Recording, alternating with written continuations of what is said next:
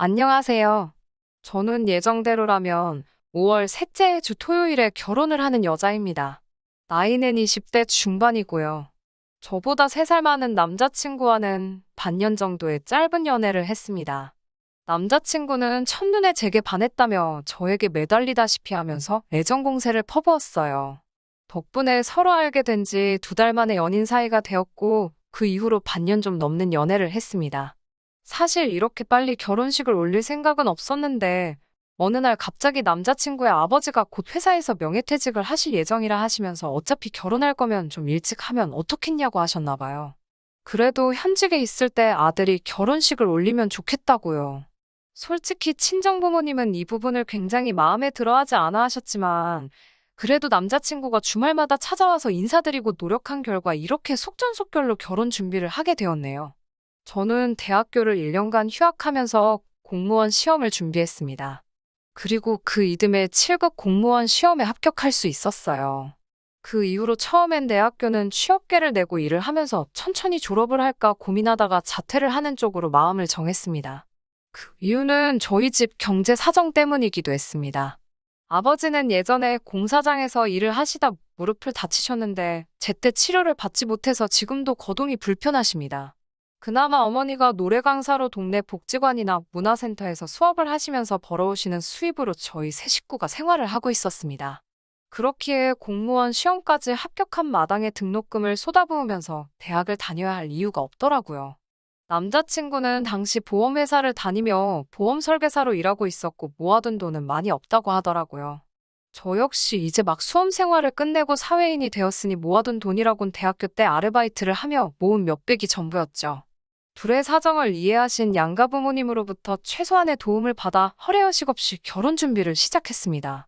집값과 예식장 비용까지 정확하게 반반으로 부담했기 때문에 큰 잡음이나 트러블은 없었고요. 하지만 지금 저는 파혼을 생각하고 있습니다. 그 이유는 바로 시모 때문이에요. 아니, 사실 뭐 시모만 문제겠어요. 그런 시모를 어떻게 하지 못하는 시부와 남편도 다 한통속이지요. 3주 전에 있었던 일입니다. 예비 시가의 청첩장과 관련하여 드릴 말씀이 있어서 다녀왔는데 여기서 문제가 생겼습니다.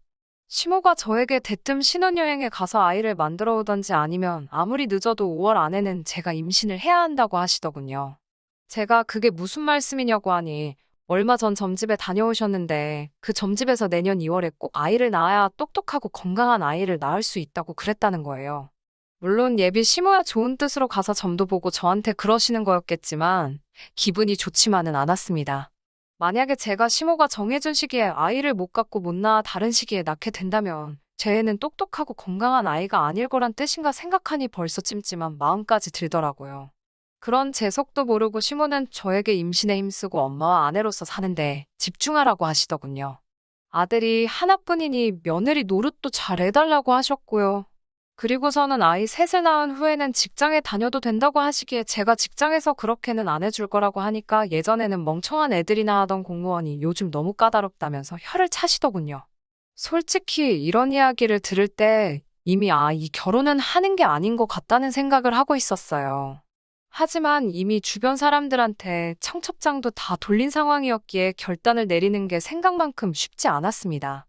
그래서 일단은 남자친구에게 나는 결혼해도 직장을 관둘 생각은 없고 아이도 한 명만 낳을 거라고 했어요. 아이를 낳으면 내가 다 육아를 해야 하는데 그럼 나는 똑같이 채용된 남자 동료들에 비해 그만큼 뒤처질 수밖에 없다고요. 그리고 결혼 비용도 공평하게 부담했으니 며느리 노릇 사위 노릇 공평히 하고 명절에는 번갈아 가면서 설날엔 시댁 먼저 추석엔 저희 집 먼저 가자고 했습니다.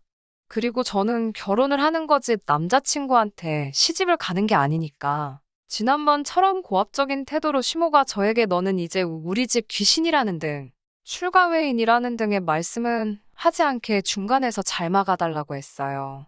남자친구는 저의 그런 요구에 좀 놀란 것 같기는 했지만 제가 이 정도도 합의가 안 되면 결혼 다시 생각해보자고 좀 세게 나가봤습니다. 그러자 남자친구가 자기는 저를 너무 좋아해서 저를 닮은 아이를 셋을 낳고 싶고 공무원은 육아휴직 제도도 발달해 있으니까 아이를 많이 낳아도 잘리거나 뒤처지지 않을 것 같다고 저를 설득하려 들더라고요.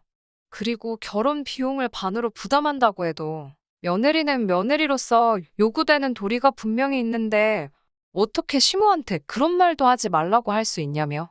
저더러 조금만 양보를 할 수는 없겠냐고 하더군요. 그런 말을 듣고 있으니까 점점 더 기가 차더군요. 그래서 제가 청첩장 나왔다고 결혼식 못 물을 것 같냐고 따졌습니다. 그제서야 남자친구는 제가 진심으로 하는 말이라는 걸 이해했는지 알겠다며 꼬리를 내리더군요. 그렇게 대화가 일단락되고 저는 남자친구가 제가 지금 어떤 마음인지 어느 정도는 이해를 했을 거라고 믿었습니다. 약속한 대로 시모한테도 제 뜻을 잘 전달했을 거라고 믿었고요. 그렇지만 제 기대가 너무 컸던 건지 시모는 전과 달라진 게 하나도 없었습니다.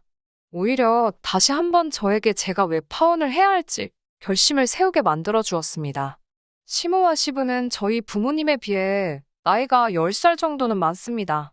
저희 부모님은 결혼을 일찍 하신 편이었고 시모와 시부는 당시 시대를 고려했을 때 늦게 하셨거든요. 그래서 전에 있던 상견례 자리에서 저희 부모님의 나이를 듣더니 아이고 사회에서 만나면 겸상도 못할 나이네 이러시는 거예요. 저희 부모님은 그래도 딸 상견례 자리라고 그런가요? 라고 어색하게 웃으며 넘기셨고요. 그 외에도 신경에 거슬리는 대화가 오고 가긴 했지만 그래도 좋은 날이라서 그럭저럭 지나갔습니다. 그리고 시간이 흘러 며칠 전 시모에게서 전화가 왔어요. 시모는 뜬금없이 너희 어머니 일요일에 바쁘냐고 물으면서 너희 어머니랑 너랑 일요일에 여기 동네 좀 와라 이러시는 거예요. 그래서 제가 무슨 일이냐고 하니까 좋은 일 좀 하라고 부르는 거니까 따지지 말고 오라면서 늦으면 안 된다고 신신당부를 하시더군요.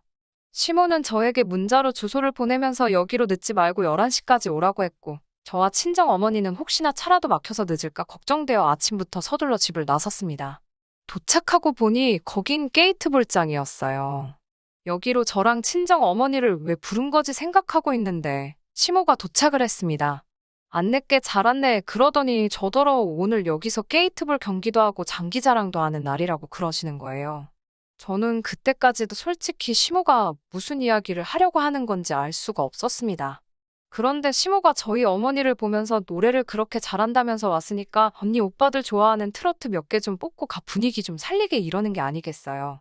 저희 어머니도 저도 너무 어이가 없고 놀라서 제가 시모한테 지금 이건 경우가 아니지 않냐고 따졌어요. 그러자 시모가 저더러 너는 제정신이냐면서 어떻게 며느리가 시모한테 말버릇이 그게 뭐냐고 그러는 거예요.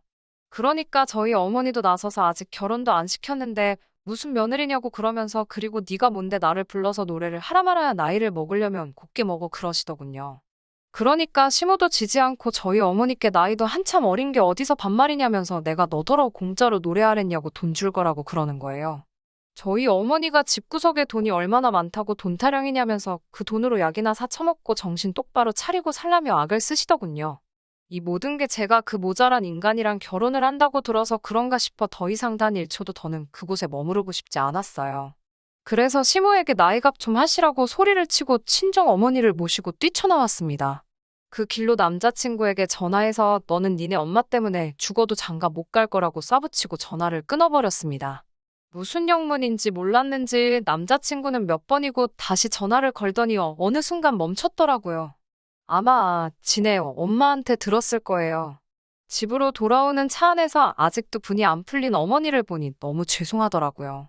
그런데 어머니가 먼저 저에게 그런 집구석이랑 사돈이라도 됐으면 진짜 무슨 꼴을 보고 살았을지 모르겠다며 차라리 잘 됐다고 그러시더군요. 저도 그렇게 생각했고요.